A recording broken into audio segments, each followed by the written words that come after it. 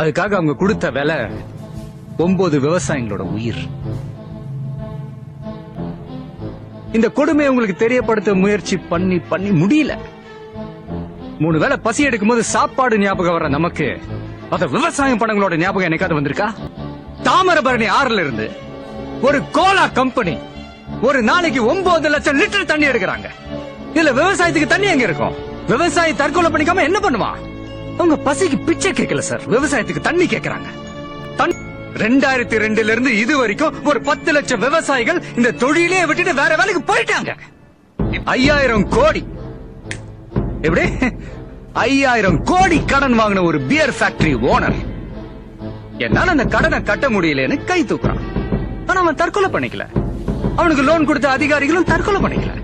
ஆனா 5000 ரூபாய் கடன் வாங்கின ஒரு விவசாயி அதை கட்ட முடியாம வட்டி மேல வட்டி ஏறி பூச்சி மருந்து குடிச்சு தற்கொலை பண்ணிக்கிறான்.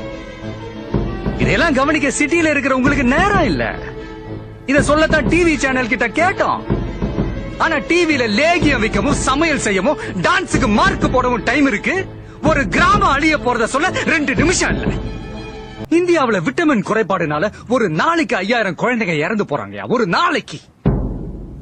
பணக்காரன் யூஸ் பண்ற ஒரு காண்டம்ல ஸ்ட்ராபெரி பிளேவர் வேணும்னா ஒரு ஏழை குழந்தை தன்னோட வாழ்க்கையில ஸ்ட்ராபெரிய நினைச்சு பார்க்க முடியுமா?